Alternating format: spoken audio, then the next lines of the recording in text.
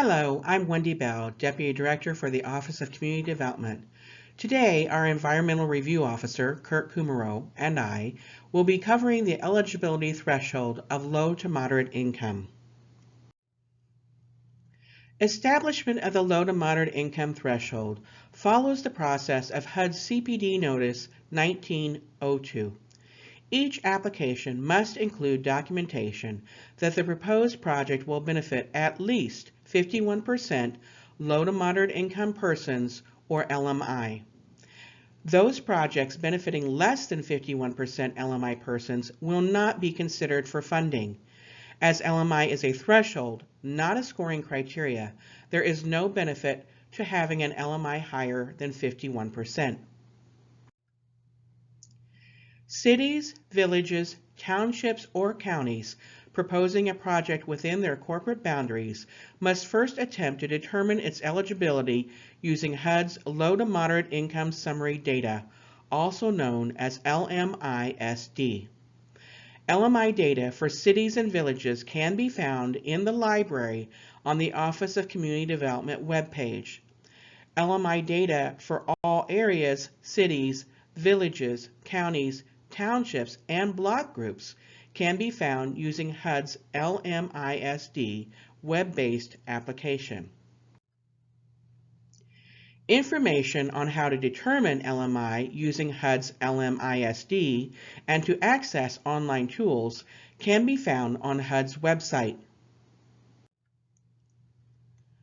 Based on the type of activity, the grantee will choose a reasonable service area and then refer to the LMISD for an equivalent geography.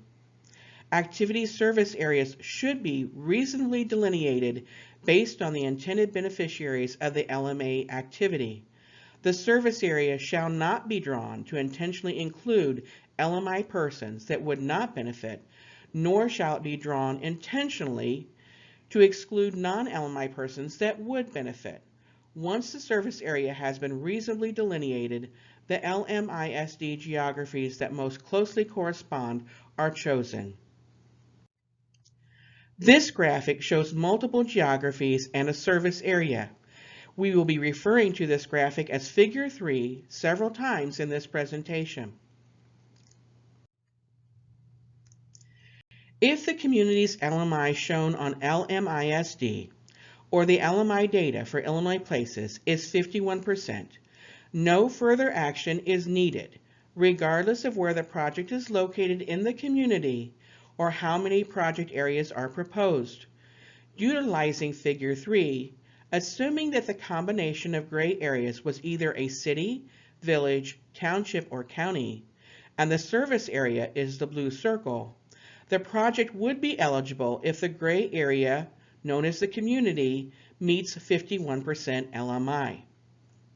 If the city, village, township, or county does not meet 51% low to moderate income using LMISD or LMI data, they may conduct an income survey only if the HUD identified LMI percentage is 46% or greater, or the margin of error, or MOE, when added to the LMI identified by HUD would enable the community to reach 51% LMI by conducting a survey.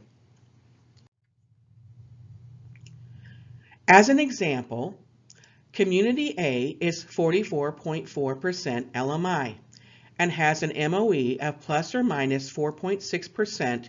The highest LMI survey could result is 49%. Therefore, it is not possible for Community A to meet 51% LMI, and they are ineligible to conduct an income survey. On the other hand, Community B is 44.4% LMI and has an MOE of plus or minus 8.4%. Then, the highest LMI a survey could result in is 52.8%. Therefore, Community B could possibly meet 51% LMI and is eligible to conduct an income survey. If conducting a survey, you will only need to survey the service area, but you must survey all of it, regardless of how much area the project covers. To illustrate this by using figure 3 again, you will need to survey all of the area contained in the blue circle. There are some special circumstances.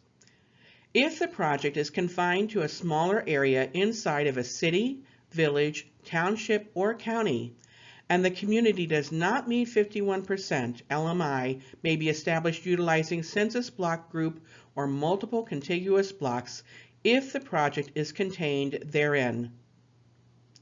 If a singular census block reaches 51%, then there is no need to survey. If it reaches 46%, or the margin of error identified by HUD would enable the census block to reach 51% LMI by conducting a survey, you may survey the service area. If the project covers multiple census blocks, use the low to moderate income blending worksheet in Section 3, Part J, to calculate the percentage. If the calculation reaches 51%, then there is no need to survey. If it reaches 46%, you may survey the service area.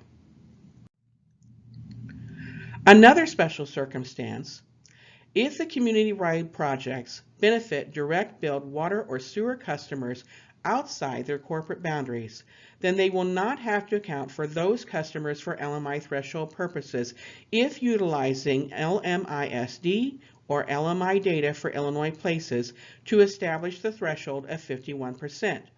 This is because they are likely already included in the data. However, if a survey is being utilized to establish LMI, they must be included in the survey.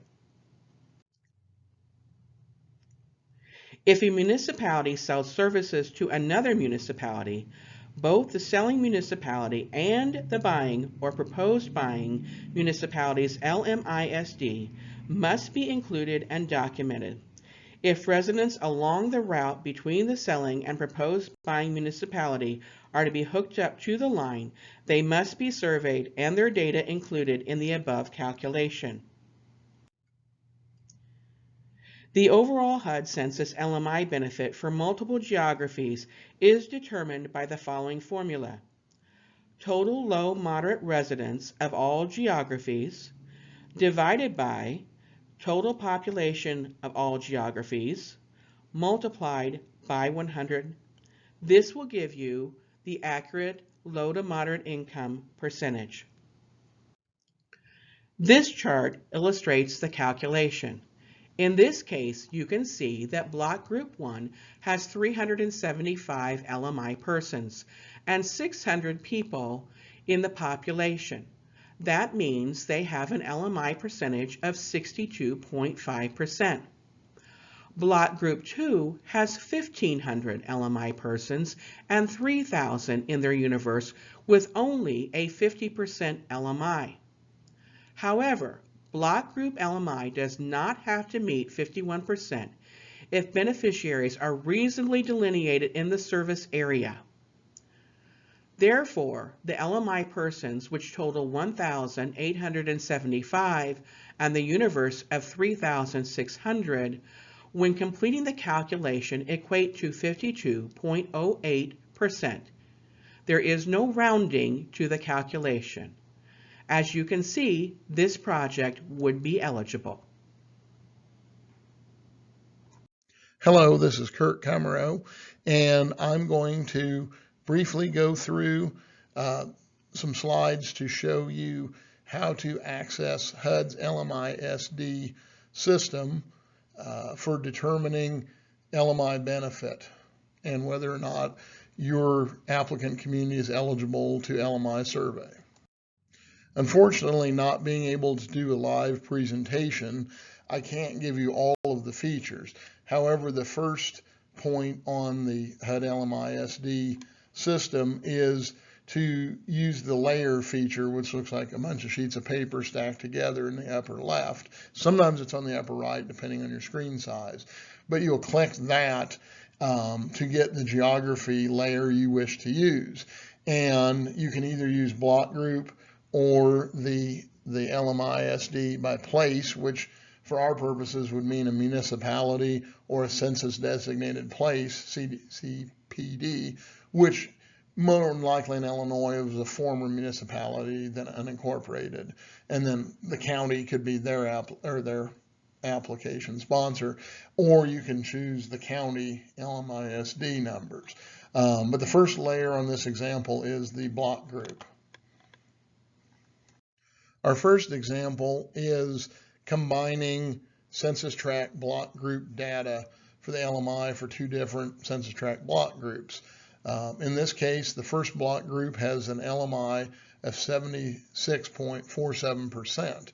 Following Wendy's guidance earlier, that projects in that census tract block group would be eligible in and by themselves.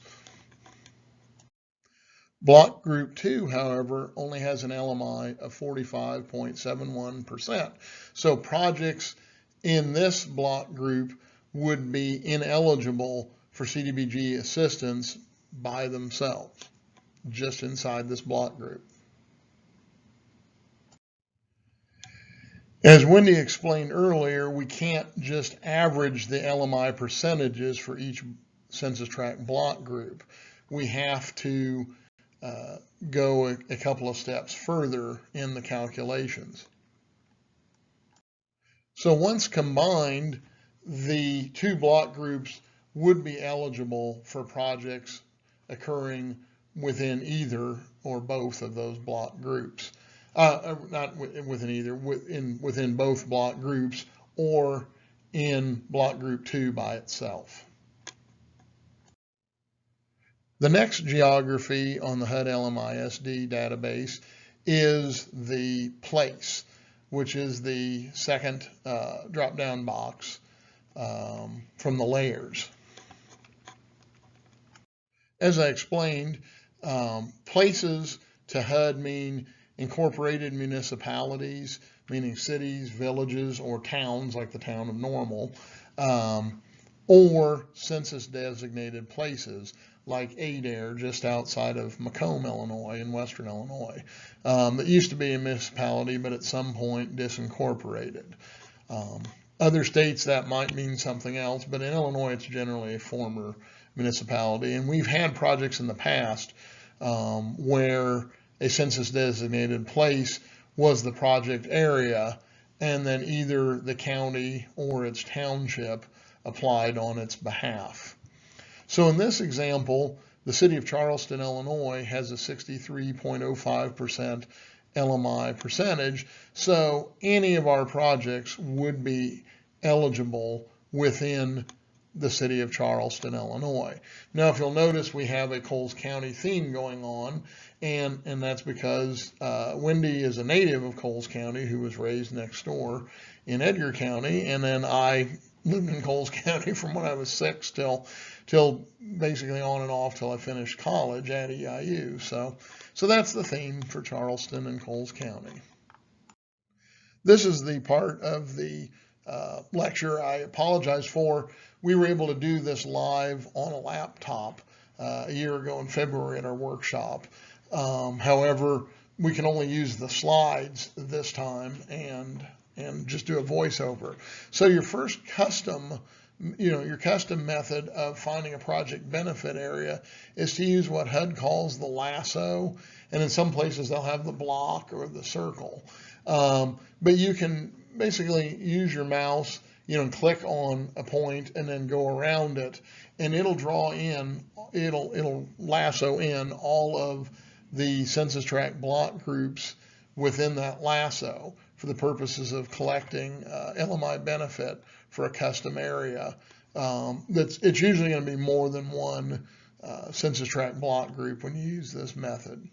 So you really want to be careful not to draw, too big of an area that doesn't cover your proposed projects, because it'll take in, the block group data from as many full census tract block groups as you touch through this search method.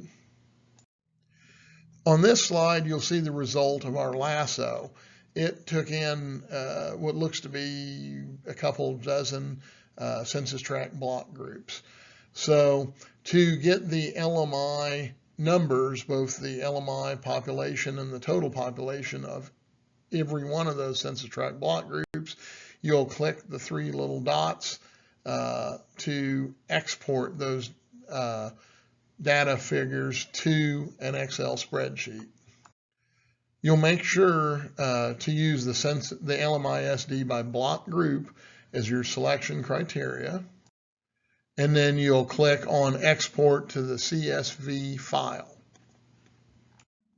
The columns you will use to average the data, the low mod population and the low mod universe population are in two distinct columns on the spreadsheet, and there is a formula that we have available on our website for calculating, that on an Excel.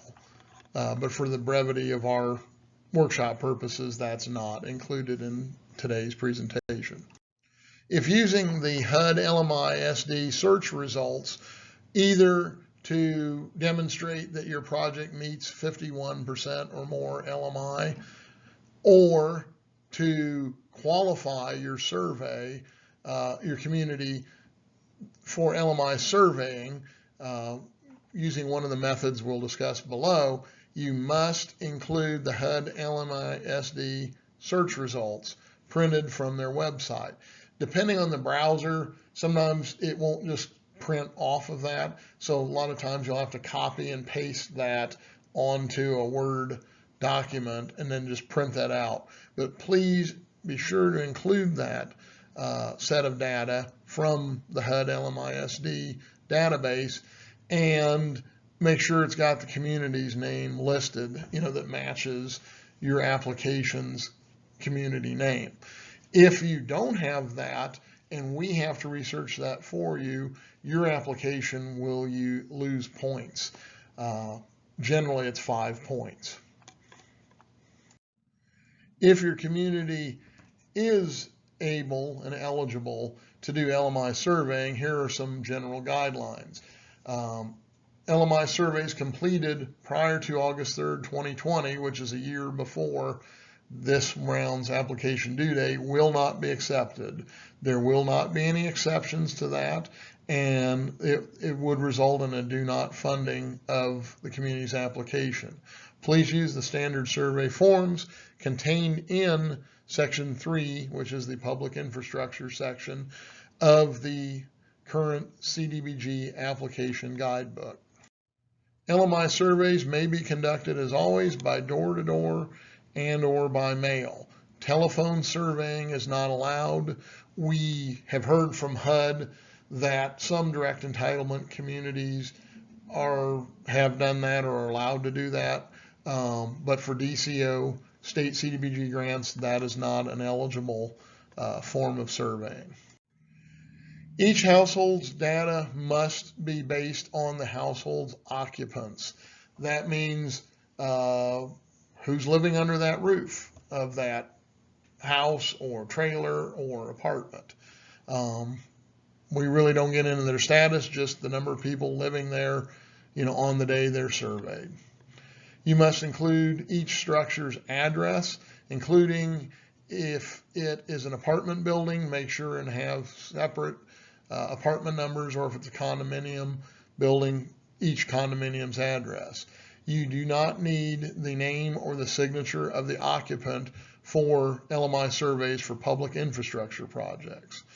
And you will use the most recent HUD Section 8 income limits, which I believe that email came out late the first week of April.